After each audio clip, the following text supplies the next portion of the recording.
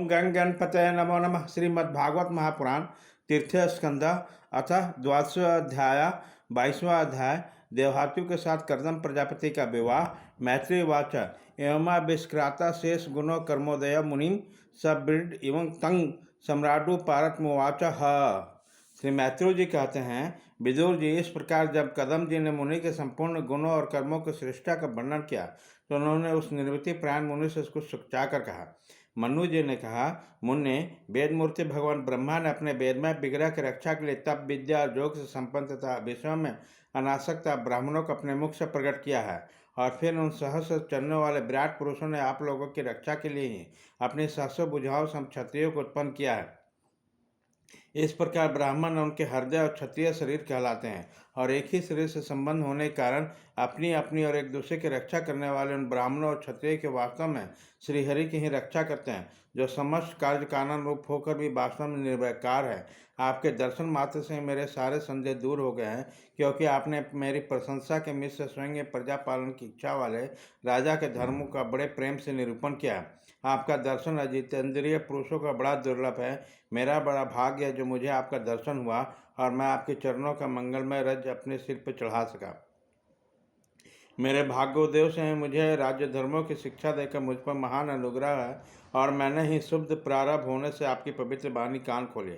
मुने, इस कन्या के स्नेहवश मेरा चित्त बहुत चिंताग्रस्त हो रहा है, अतः मुझे दिन की यह प्रार्थना है, यह आप कृपा पूर्वक सुने। यह मेरी कन्या जो परिवर्त और उत्तानपाद की बहन है, अवस्थाशील और गुण आदि में योग्य पति पाने की इच्छा रखती है। जब से इसने नारद जी के मुख से आपके शील विद्या रूप आय और गुणों का वर्णन सुना, तभी से अपने पति बनाने का निश्चय कर चुकी है। द्विजवर, मैं बड़ी श्रद्धा से आपको यह कन्या समर्पित करता हूँ, आप इसे स्वीकार कीजिए। यह यथोचित कार्य करने के लिए सब प्रकार योग्य है। जो भोग स्वतः प्राप्त हो जाए उसकी अवहेलना करना विरक्त पुरुष को भी उचित नहीं है।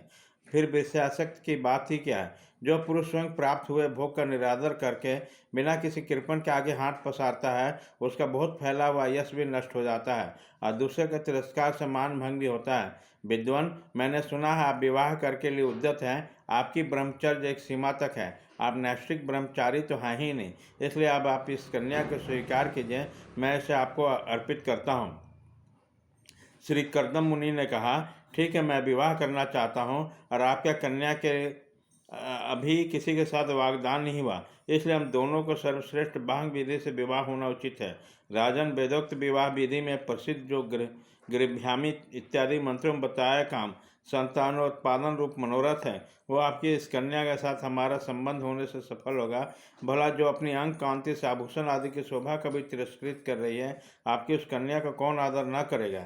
एक बार यह अपने महल के छत पर गेंद खेल रही थी।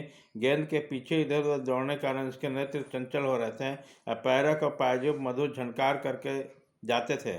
उस समय से देखकर विश्वसु गंधर्व मोहवश सचेत होकर अपने विमान से गिर पड़ा था। वही इस समय स्वयं आकर प्रार्थना कर रहा है। ऐसी अवस्था में कौन समझदार पुरुष ईश्वर स्वीकार न करेगा। यह तो साक्षात आप महाराज श्री स्वभाव भव मन्नु की दुलारी कन्या तथा उत्तानपाद की प्यारी बहन है तथा यह रमणियों में उतनों के समान है। जिन लोगों ने कभी श्री लक्ष्मी जी के चरणों में उपासना नहीं की है, उन्हें तो इसकी दर्शन भी नहीं हो सकता। अतः मैं आपकी साध्वी कन्या का अवश्य स्वीकार करूँगा, किंतु एक शर्त के साथ। जब तक इसके संतान हो जाएगी तब तक मैं गृहस्थ धर्मानुसार इसके साथ रहूँगा। इसके बाद भगवान के बताए हुए संन्यास प्रधान हिंसा रहित सम दमादि धर्मों का अधिक महत्व देगा। जिसने इस विचित्र जगत की उत्पत्ति हुई है, जिनमें ये लीन हो जाता है और जिसके आश्रम में स्थित है, मुझे तो वह प्रजापतियों के भी प्रति भगवान श्री अनंत ही सबसे अधिक मान्य है। मैत्री जी कहते हैं, प्रचंड धनुधर विदुर, कदम जी केवल इतना ही कर सके, फिर हृदय में भगवान कमलाभ के ध्यान करते हुए मौन हो गए। उसी समय मंद हास्ययुक्त मुख कमल को देखा देवहूति को चित्त लुभा गया। मनु जी ने देखा कि इस संबंध में महारानी शत्रुपा और राजकुमारी की स्पष्ट अनुमति है, अतः उन्होंने अनेक गुणों से संपन्न कर्दम जी को उन्हीं के समान गुणवती कन्या को प्रसन्नतापूर्वक दान कर दिया। महारानी शत्रुपा ने भी बेटी और दामाद को बड़े प्रेम पूर्वक बहुत से बहुमूल्य वस्त्र, आभूषण और गृहस्थोचित पात्र आदि दहेज में दिए। इसी प्रकार से योग वर को अपनी कन्या देकर महाराज मनु निश्चित हो गए। वो चलती बार उनका वियोग न सह सकने के कारण उत्कंठावश विहवलचित होकर उसे अपने छाती से चिपटा लिया। बेटी बेटी कहकर रोने लगे। उसकी आंखों से आंसुओं की झड़ी लग गई और फिर उन्होंने देवहातु के सिर के सारे बाल भिगो दिए। फिर वह मुनिवर कदम से पूछकर उन्हें आज्ञा लेकर रानी के रथ सहित रथ पर सवार हुए अपने सैकों सहित ऋषिकुल सहित सरस्वती देवी के दोनों तीरों पे मुनियों का आश्रम की शोभा देखते हुए अपनी राजधानी में चले आए। जब ब्रह्मावत के प्रजा को समाचार मिला कि उनके स्वामी आ रहे हैं, तब अत्यंत आनंदित होकर स्तुति गीत एवं बाजे गाजे के साथ अगवानी करने के लिए ब्रह्मावर्त की राजधानी से बाहर आए। सब प्रकार से संपदाओं से युक्त बृहस्पति नगरी मनु की राजधानी थी, जहाँ पृथ्वी को रसातल में ले आने के पश्चात शरीर कपाते हुए श्री बराह भगवान के रोम जलकर गिरे थे। ये रोम ही निरंतर हरे भरे रहने वाले कुश और काश हुए, जिनके द्वारा मुनियों ने जग में बिन डालने और दैत्यों का तिरस्कार कर भगवान यज्ञ पुरुषों के यज्ञों द्वारा आराधना की है। महाराज मनु ने भी श्री भगवान बराह भगवान से भूमि रूप निवास स्थान होने पे इसी स्थान पर कुश और काश की चटाई बिछाकर श्री यज्ञ भगवान की पूजा की। जिस बृहस्पतिपुरी में मनु जी का निवास करते थे, उसी में पहुंचकर उन्होंने तापनाशक भवन में प्रवेश किया।